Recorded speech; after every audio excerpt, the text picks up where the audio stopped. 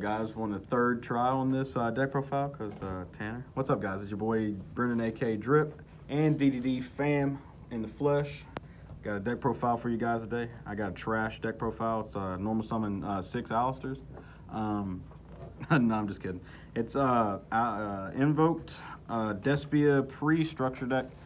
Mainly because I wanted to get a deck profile for you guys that's pre-structure deck and just another way of playing Despia.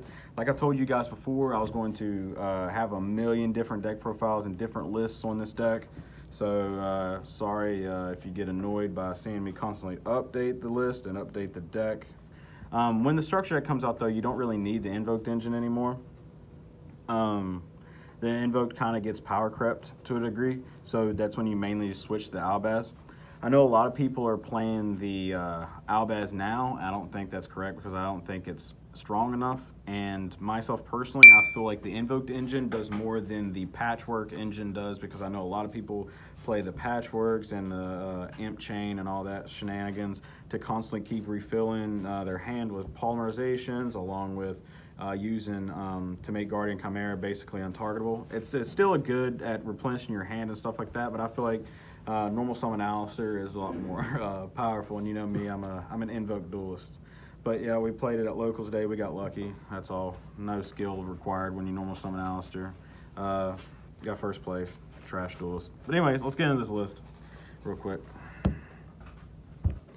I'm gonna be doing this deck profile in order of engines instead of orders of like monsters and stuff like that. So to start out, I got 3 Alistair, obviously, 2 Invocation. You gotta play ulti or you're not playing Invocation right, and 2 of Meltdown. I don't play 3 Meltdown because I needed to make room for Theater, and since you basically run the Aliber engine, the Aliber basically is another form of Alistair. It gets you to a different form of fusion, which is your red or your Theater.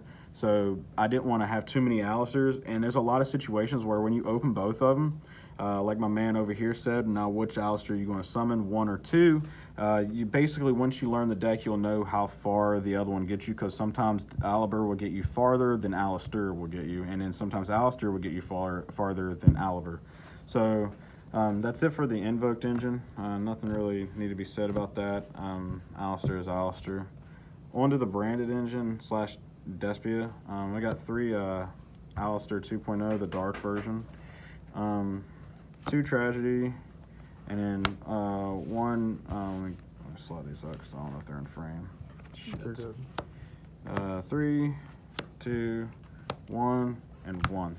A lot of people don't run this yet because they don't have the other cards. I still think this is mandatory, because if you're running DPE like we are, a lot of people are running either Crow or ways to out your DPE, like Kaijus or something like that, and this guy will single-handedly get them back for you. This guy is really good at just helping you get an additional negate, because a lot of people forget that this guy is actually a negate for an extra deck monster. So they'll just summon something and you'll just immediately negate it, like at birthday or something. 3 Tragedies kind of overkill, because with all your other engine, with your Invoked engine and stuff like that, you're never going to need the 3rd one. Your only reason you're even running 2 is because you need a second form of recycling your spells. But that's it for the Despia engine.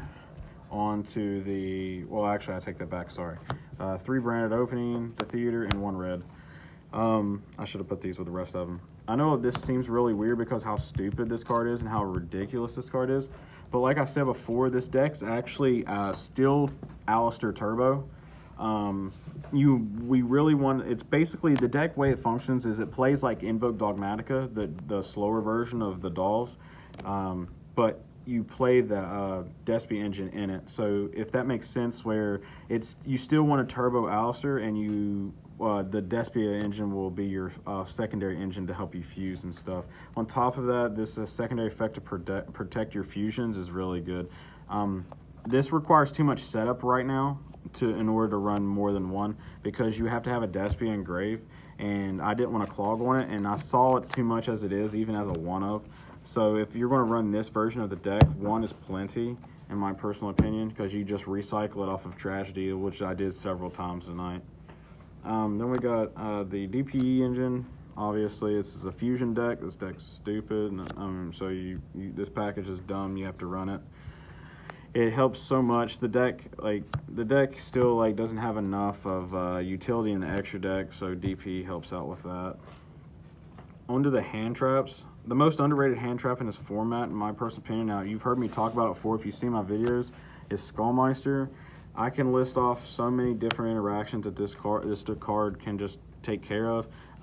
If they don't auto banish the Enchantress and they send her to grave, this just says no to that. PK says no to that. Eldritch says no to that. Striker says no to that. When they try to bring back the Ray Bay. Prank Kids says no to that. What else? The Mirror Match says no. The list goes on and on and on for Skullmeister, but it is what it is. Then we got two Dwayne The Rock Johnson. I just wanted a light target, and I was going back and forth between this and Lancia. You could arguably run Lancia over Skullmeister if you wanted to, if you're taking it to an event, but I feel like this was more versatile because there's a lot of decks you come across that don't banish, but they still use graveyard effects, and this is pretty much like Lancia, but yes, it's not as high impact as Lancia is because Lancia is for the rest of the turn, but I feel like this covers more decks than Lancia does, and that's the reason why I went for Skullmeister instead of Lancia. On top of that, I wanted the dark and the light to be able to help feed my fusion materials if necessary. And then on to the best card in this entire fucking game, Droplet. This card's stupid. No, I don't really need to say anything about it. You negate, and it sends it to the graveyard. They can't chain with whatever you send. So, Droplet will be Droplet.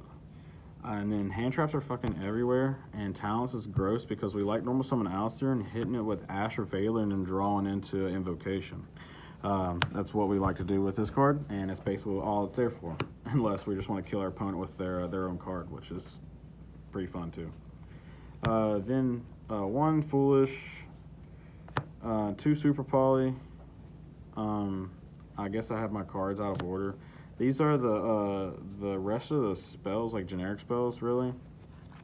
Super Poly, I didn't see it at all tonight, I don't think. I can't remember. But it's really good. You don't need it at 3 yet because we don't have the Albaz stuff. So this deck can't really use the Albaz stuff yet. So 2 is enough because there's not very much light and dark going around. There's only a few. In the extra deck, I didn't, at least at locals, Mud Dragon's dog shit here. So it doesn't do enough. And Starving Venom, I'm like the only person here that runs darks except for Chris, but I'm not going to put a side deck card in there for one person.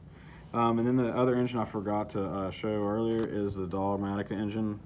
I'm not running Maximus because, one, there's no room in the extra deck, and I feel like if you run Maximus, you have to run All Mirage and Secure Gardener. That's 2 slots. The reason why you have to run that is because with a standard lineup, if you don't, there's no extra deck monster in the graveyard, and even if you dump the one off of Nadir, 9 times out of 10 you want to keep that one in grave anyways, whether it be for fusion material or for anything rather. So and on top of that, people could just side deck for Maximus, and I don't want my opponent plussing off of my card.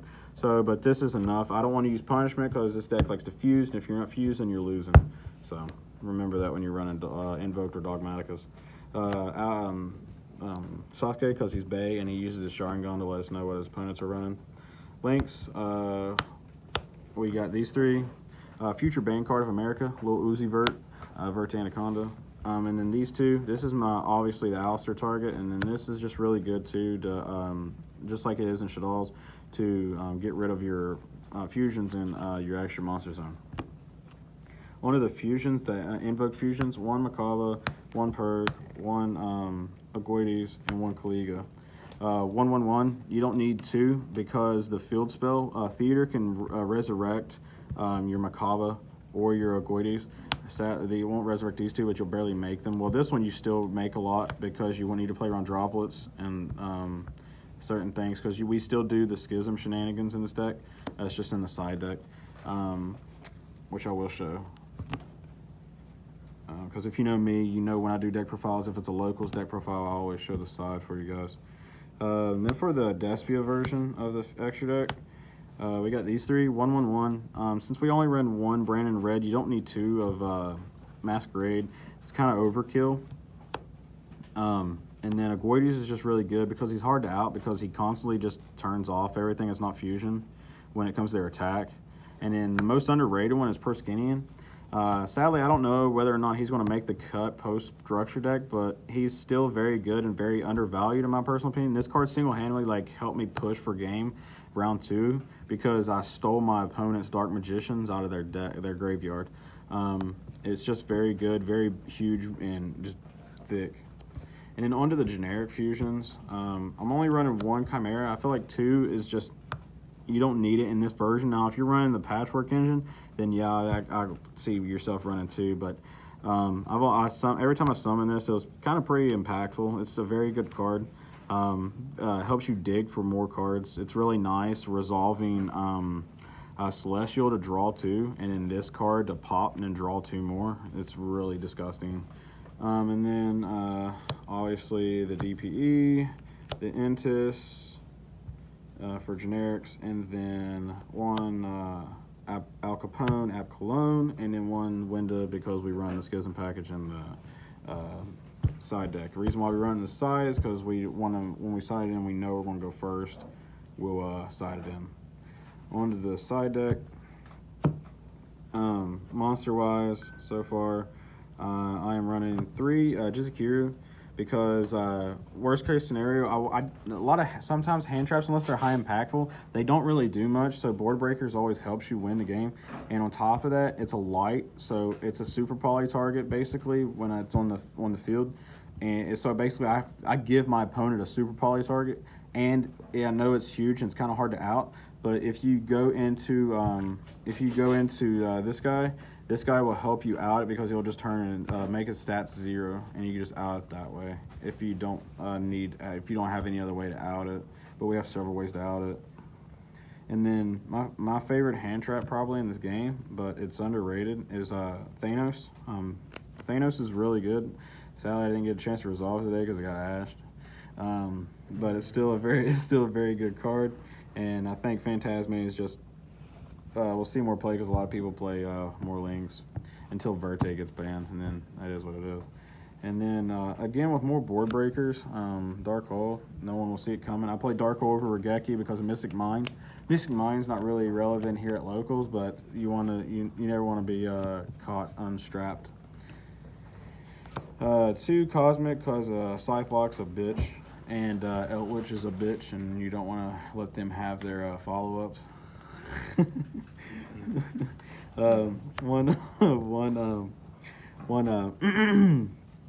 Harpy Feather Duster, the Saki bitch. Saki one off. And then for the traps, probably one of the best traps in this game. Evenly, the Schism, and then the Saki Red Reboot that I see more than Duster, but I'm not going to complain. But yeah, all these side deck cards put in work, except for Phantasme. It's only because it got ashed. But other than that, all my side deck actually did really well. But you can adjust the side to your liking. I just felt like this side was really good, and it's very generic because the Phantasme being a dark and the Jizikiryu being a light, whether you drop the Jizikiryu on them or not, is it's a light target, so it helps you with theater and all your fusions. So it's very generic in that regard. So you kind of want to go into the deck thinking about that with board breakers, hand traps. You want all of it to be able to play offensively and defensively, whether you're using them on your opponent or you're using them to fuse, because there's going to come a time where you will probably have a weird hand, an awkward hand, where you need to use your hand traps as a fusion material. That's another reason why I didn't play Ash. And you could argue to play Ogre. If you have Brave Token really big at your locals and you want to try this deck, then I would recommend playing Ogre. But either way, that's the deck list, guys. I've been wanting to get this deck out for you for a while. Expect a lot of updates, whether it be in this version or the Albaz, Albaz version or whatever. But either way, I hope you all enjoy the video. Please hit the like button if you haven't already. Hit the subscribe button. We're approaching 1,000, and I really can't wait to get to 1,000. It's going to be nice. Check out the description for the merch. Discord down below too. Just don't join if you're sensitive, where you got locker room talk down there. We joke with each other and everything else. Not a place for sensitive people, but we still be very nice to have you more people in there. We're very helpful. Whether you're learning this deck, learning another deck, new to the game, come on down. We'll help you out. Also, check out the merch in the description below too. I'll have new merch dropping soon. I just got to get around to actually editing this shit and put it in there. But PayPal and everything else down there below. But again, guys, I hope you enjoy the video. I hope you have a wonderful night, morning, evening, whenever you're watching this video. I hope you all are staying safe out there in the age of COVID. And it's your boy, Brennan, aka Drip, signing out from paradise.